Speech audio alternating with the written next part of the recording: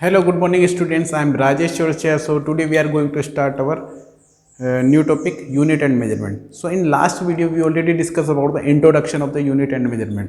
ठीक है कि यूनिट क्या होती है, मेजरमेंट क्या होता है और इनकी ज़रूरत क्यों पड़ी. ठीक है, तो ये हमारी क्लास NTSC की. तो हम जो यहाँ पे डिस्कस करने वाले टॉपिक वो सारे NTSC फिजिक्स के टॉपिक हम डिस्कस करेंगे. ठीक है, तो हमने लास्ट वीडियो में डिस्कस किया था कि यूनिट क्या होती है और मेजरमेंट क्या होता है और क्यों इनकी रिक्वायरमेंट हुई. ठीक है, तो थोड़ा वापस पुराना रिवाइज करेंगे, देन आफ्टर हम टॉपिक से आगे बढ़ेंगे.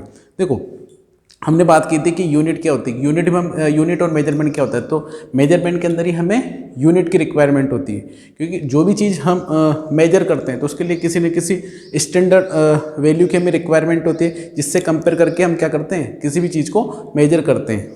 ठीक है, और उसके अकॉर्डिंग हम क्या देते थे उसमें, यूनिट.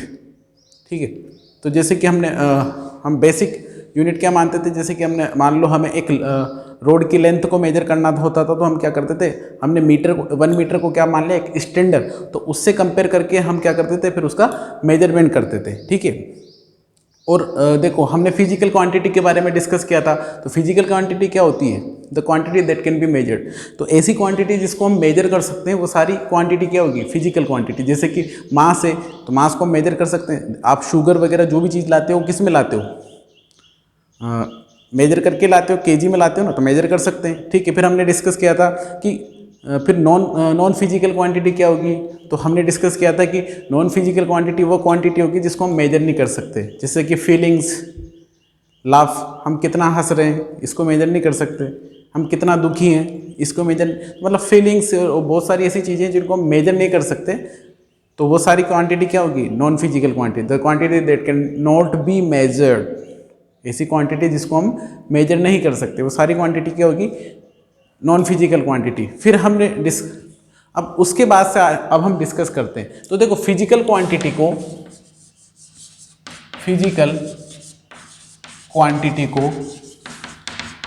हम जो डिनोट करते हैं वो किस में करते हैं, NU. मतलब physical quantity x equal to क्या होता है हमारा फॉर्मूला, NU, है ना. यहाँ पे n क्या होता है, numerical value. n is the numerical, अब समझाता हूँ न्यूमेरिकल वैल्यू क्या होता है, न्यूमेरिकल वैल्यू. ठीक है, और u इक्वल टू होता है हमारा यूनिट. u का मतलब यूनिट. जैसे कि मान लो मैंने आपको बोला कि जाओ आप शुगर लेके आओ 2 kg.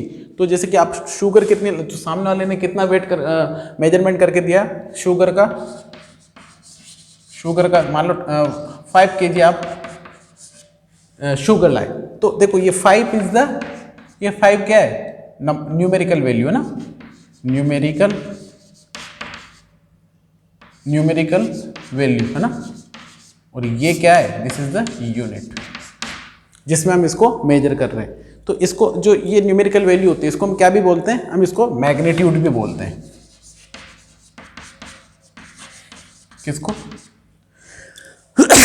सॉरी, तो न्यूमेरिकल वैल्यू को मैग्नीट्यूड भी बोलते हैं. और इसका देखो फिजिकल क्वांटिटी को मैं इस तरीके से डिनोट करते हैं, x इक्वल टू, x मतलब फिजिकल क्वांटिटी, n बराबर न्यूमेरिकल वैल्यू है मैग्नीट्यूड, और u मतलब यूनिट, किस में हम उसको मेजर कर रहे हैं. तो कोई भी फिजिकल क्वांटिटी को जो हम डिनोट करेंगे वो इसी फॉर्मूले में डिनोट करेंगे. ठीक है, अब देखो, अब क्वेश्चन विल कम कि फिजिकल क्वांटिटी कितने टाइप की होती है. तो physical quantity there are the 2 types, scalar and vector. Scalar quantity और वेक्टर क्वांटिटी. अब देखो स्केलर क्वांटिटी क्या होती है, देखो स्केलर क्वांटिटी क्या होती है, the quantity that have only, the quantity which have only magnitude. मतलब ऐसी क्वांटिटी जिसमें बस ओनली मैग्नीट्यूड की रिक्वायरमेंट होती है, या ओनली जो मैग्नीट्यूड ही रखता है, जिसमें डायरेक्शन की कोई रिक्वायरमेंट नहीं होती. ठीक है, और अभी समझाता हूँ कि मैग्नीट्यूड क्या, मैग्नीट्यूड का मतलब समझ के, मतलब जिसमें न्यूमेरिकल वैल्यू की रिक्वायरमेंट होती है, मतलब डायरेक्शन की रिक्वायरमेंट नहीं होती कि किस डायरेक्शन में जा रहा है. अभी अपन समझेंगे इसको. और वेक्टर क्वांटिटी क्या होती है, जिसमें देखो न्यूमेरिकल वैल्यू और डायरेक्शन दोनों की रिक्वायरमेंट होती है. यदि एक भी एब्सेंट है तो ये डिफेक्ट, मतलब ये इसका जो हमें रिजल्ट मिलेगा वो क्या हो जाएगा, उसके ऊपर इफेक्ट आ जाएगा. तो वेक्टर क्वांटिटी क्या होगी, the quantity which have both magnitude and direction. ऐसी क्वांटिटी जो कि मैग्नीट्यूड भी रखती है और डायरेक्शन भी रखती है, दोनों रखती है. तो ऐसी क्वांटिटी को हम बोलते हैं वेक्टर क्वांटिटी। अब समझना, देखो हमें डायरेक्शन और इसकी रिक्वायरमेंट क्यों होती है ये चीज़ समझ, ये देखो ये फिजिकल क्वांटिटी को हम एन यू के थ्रू डिनोट करते हैं, एन मतलब न्यूमेरिकल वैल्यू और यू मतलब यूनिट, है ना, इसको आप समझ लेना। और ठीक है, अब देखिए, देखो अब वेक्टर और स्केलर को समझना, जैसे कि मान लो कोई भी क्वांटिटी है, जैसे कि मान लो मैंने लिखा डिस्टेंस, डिस्टेंस। अब मान लो मैं कितना किलोमीटर चलूँ, मान लो मैंने जैसे कि मैं कहीं से भी घूम के आया, तो मैंने बोला कि मैंने इतना डिस्टेंस ट्रेवल किया, तो उसमें कोई डायरेक्शन की रिक्वायरमेंट होती है क्या? नहीं होती, ठीक है। अब देखो, अब टेम्परेचर, कितना टेम्परेचर हुआ, उसमें कोई डायरेक्शन की रिक्वायरमेंट होती है कि नहीं होती? आप इस डायरेक्शन में जाओगे तब भी वही टेम्परेचर होगा, दूसरी डायरेक्शन में जाओगे तब भी वही टेम्परेचर होगा, ठीक है। तो स्पीड, अब स्पीड भी क्या होती है? डिस्टेंस पर यूनिट टाइम, मतलब ये भी डायरेक्शन पे डिपेंड नहीं करती, ओनली मैग्नीट्यूड इंपॉर्टेंट होता है। अब ये तो बोलते हैं ना कि स्पीड, भाई इतनी स्पीड से चल रहा है, हम ऐसे थोड़ी बोलते हैं कि इस डायरेक्शन में इतनी स्पीड से चल रहा है, ठीक है। तो स्पीड, इसके एग्जाम्पल लिख लेना, टाइम, टाइम के मतलब ये थोड़ी यहाँ 1 सेकेंड हुआ है तो उधर भी 1 सेकेंड ही होगा, मतलब इसमें डायरेक्शन इंपॉर्टेंट नहीं होती, डिस्टेंस में भी नहीं होती, मास, एरिया। इसको देखो, मास को इस डायरेक्शन में ले जाओ या इस डायरेक्शन में ले जाओ, मास सेम ही रहेगा, तो मास पे इफेक्ट नहीं आएगा, ठीक है। एरिया, एरिया भी, डेंसिटी भी क्या होती है? Scalar quantity. स्पीड भी, टेम्परेचर, वर्क, हमने क्लास 9th में पढ़ा है, दो फोर्स और डिस्प्लेसमेंट का जो डॉट प्रोडक्ट होता है, तो वर्क क्या होता है? वर्क, एनर्जी, दोनों एक ही चीज़ है, तो ये क्या होती है? स्केलर क्वांटिटी होती है। और पावर, ठीक है। ये सारे एग्जांपल किसके हैं? स्केलर क्वांटिटी के।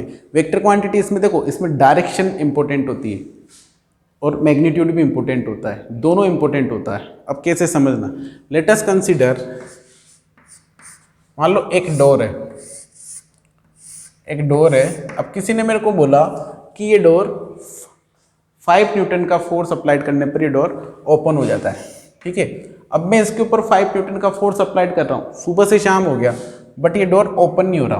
मान लो मैं ये इस पर 5 न्यूटन का, कोई मेरे से बोल के गया कि 5 न्यूटन का फोर्स अप्लाई करने पे डोर ओपन हो रहा, और मैं इसको क्या कर रहा हूँ, 5 न्यूटन का फोर्स से अप्लाइड कर रहा हूँ, बट क्या हो रहा है, ये डोर ओपन नहीं हो रहा, ठीक है। अब शाम को, अब मैं क्या कर रहा था, इसको पुल कर रहा था, ठीक है। मैं न्यूटन वही, मतलब मैं फोर्स वही 5 न्यूटन, जितना वो बता के गया उतना ही कर रहा था, तो मैं जितना उसने बताया उतना ही मैं फोर्स अप्लाइड कर रहा था, बट फिर भी ये जो हमारा डोर है वो ओपन नहीं हो रहा था।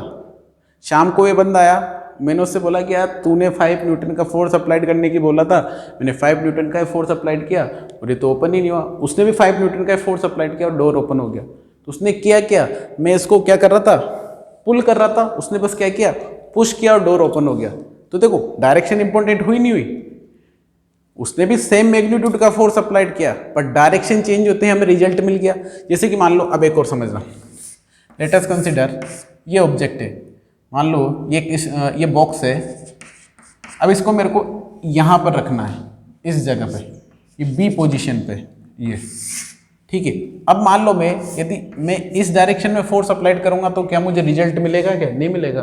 तो इधर इस डायरेक्शन में फोर्स अप्लाइड करूंगा तो नहीं मिलेगा ना, मुझे इस डायरेक्शन में ही फोर्स अप्लाइड करना पड़ेगा।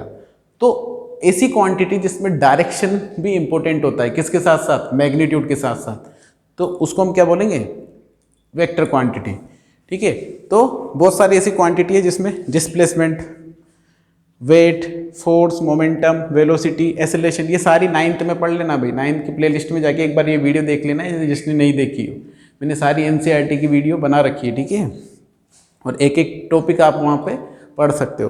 तो डिस्प्लेसमेंट भी क्या होता है, क्योंकि ये किस पे डिपेंड करता है, ओनली इनिशियल और फाइनल पोजीशन पे।